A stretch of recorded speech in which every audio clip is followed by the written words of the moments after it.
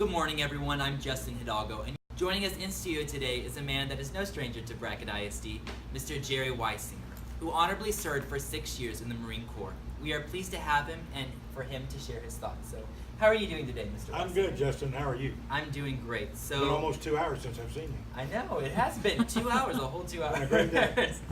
Well, first off, thank you so much, Mr. Weisinger, for all that you have done in supporting our country and for fighting for our freedom.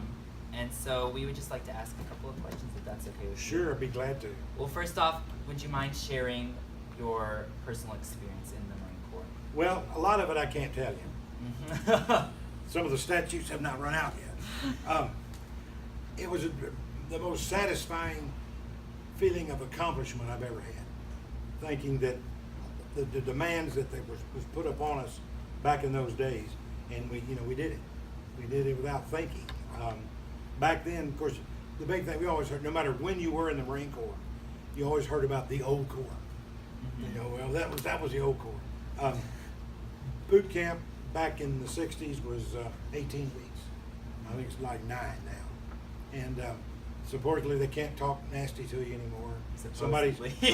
Somebody's mother wrote a letter. Yeah. Right? We couldn't do that anymore. But one of the most greatest accomplishments I think I've ever done. The Marine Corps has a high history of stories.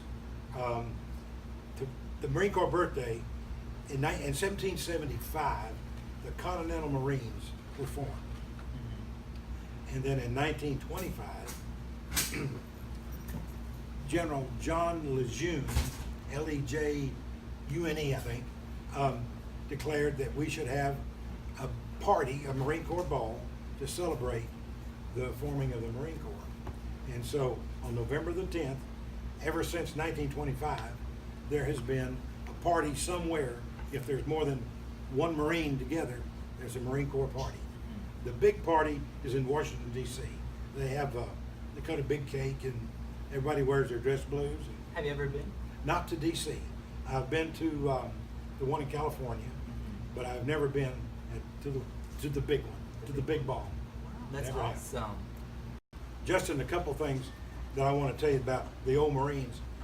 During World War II, the Japanese were terrified of the Marines. For some reason, somehow, the story got started that to become a Marine, you had to eat someone in your family. Oh my goodness. We don't have any idea. But that's where the word devil dogs came from.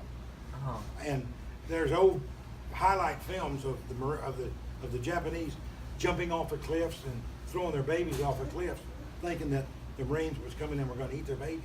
Wow. And this was during which war? That was World War II. World War II. That was World War II. Wow. The other thing, you've heard the term leathernecks. Yes, sir. That is when they were on ships and everything, the Marines wore a big leather collar behind their head so the sword couldn't cut their heads off during sword fights. Oh my goodness, wow. And remember this, That's crazy. on every military ship, there's at least 2 Marines. They call it sea duty. And on larger ships like the Lexington, when we went there, the closest confidant to the admiral of that ship was a senior Marine. Whatever the admiral knew what was going on, that Marine knew it. So he could take over if something happened to that admiral. So it played a very big part. Definitely. Interesting. Well, in the Marines, what rank were you? I finished at a Corporal E4. Back in those days, in the 60s, one Marine had to die for another one to get promoted. They were just, Oh my gosh. But we were making $45 a month, so everything was real good. Yeah.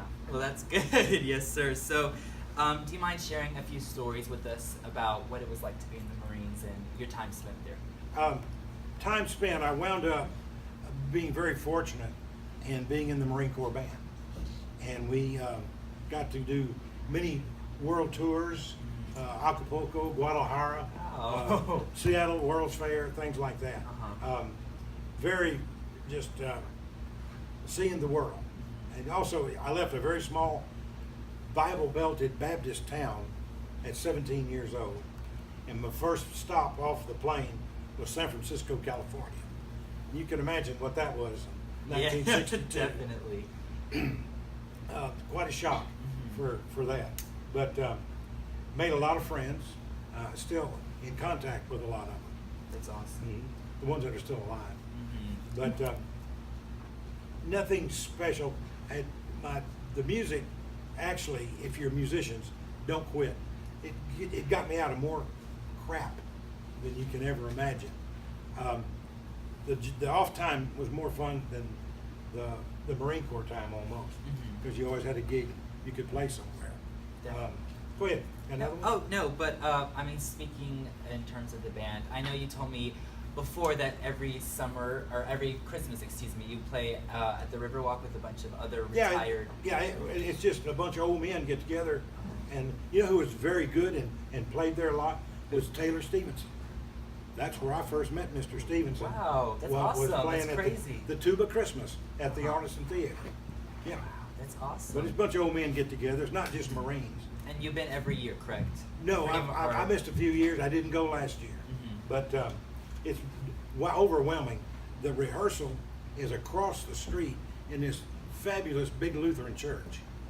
And the acoustics in there are just absolutely overwhelming. How great it sounds with all brass instruments in there. That's But awesome. that's something that I really enjoyed doing. Definitely, I love that. So, I guess what would be your greatest accomplishment in your, what do you believe was your greatest accomplishment being in the Marines? Being a Marines, I guess would be actually completing and doing everything that was expected of me. When I joined the Marines, the Army was given contracts about, we'll promise you'll be a Medicare person or something. And I asked the Marine recruiting sergeant, I said, can you guarantee me that I'll be in the Marine Corps band? He said, son, I'll make you one guarantee. We'll make a Marine out of you, or we'll send your butt home to mama. Wow. So I bet it was very intense. Yeah, but the training was wonderful. There's a thing about anyone, a lot of folks made a career in the armed forces.